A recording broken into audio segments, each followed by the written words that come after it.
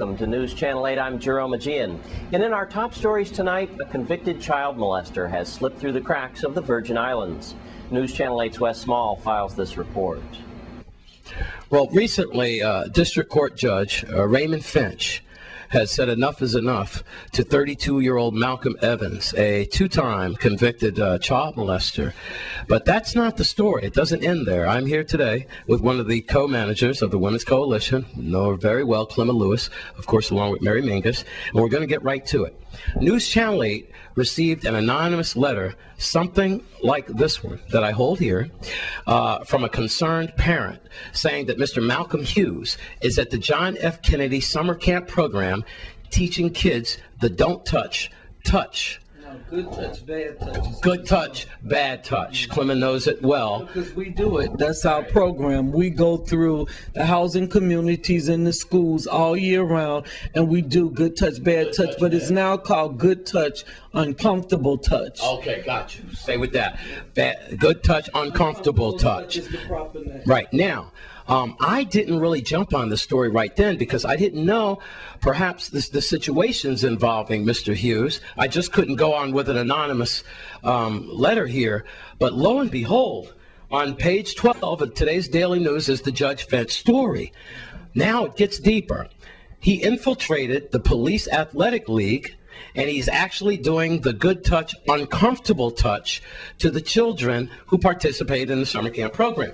Now, the woman's name who allowed this to happen or actually hired this man, Mr. Hughes, is the coordinator of the program, Miss Mawapia Hector. She testified as PAL coordinator last summer. She did allow Mr. Hughes, who had just been out of jail a few weeks, to come in and teach this policy of touching.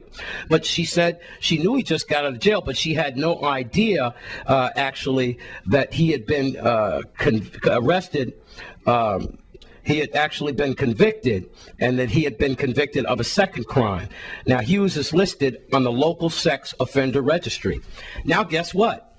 Clemma Lewis and Mary Mingus received a copy of the letter just like News Channel 8 did. And it was also CC'd to Judge Finch, Attorney St. Clair Theodore, who was a prosecutor, right? Vincent Frazier, Charlotte Poole Davis, all prosecutors. When I called Clemma Lewis this morning, and because she's very busy with all the volunteers and all the therapy and counseling, she was shocked. I had to come down and get her view on this. What is going on with the system? How can we let a convicted child molester teach the good touch, uncomfortable touch procedure to our children? Well, you know, I have a couple of concerns. And one, you should know, Wes, I sit on the Sex Offender Registry Board.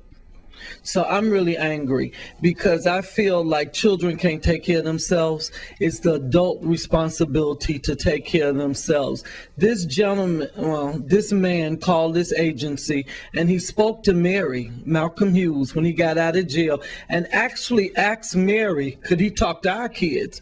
And of course, Mary told him, no, you're going to have to go through Clemma. He didn't leave a phone number. He didn't leave anything, so we couldn't follow up. But what our concern is, how could somebody come out of jail as a convicted sex offender and go around and do good and uncomfortable touches with our children? The Women's Coalition have been doing good and uncomfortable touches, I would say at least 15 years in this community, from kindergarten all the way through elementary school. We have never had an incident and we've never had a problem. But I think what the community needs to understand about sex offenders is they're slick and they're smart. They look like any normal actual male or female. And how they get to the kids is by doing things like this, by getting jobs where they can have access to children, living in housing communities where they have children around them all the time. Mr. Hughes did exactly what any sex offender would normally do. Go into an agency, go into a community with kids, and then molest them.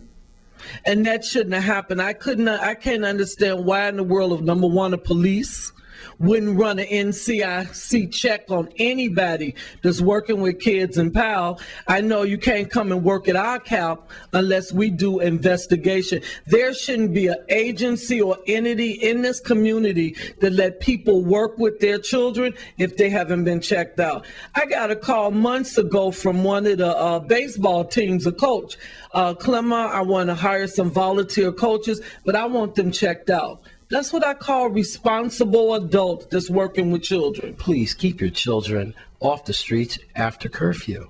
It's not rocket science, parents. It's the law. I'm here at the Women's Coalition with Clement Lewis. I'm Wes Small for News Channel 8.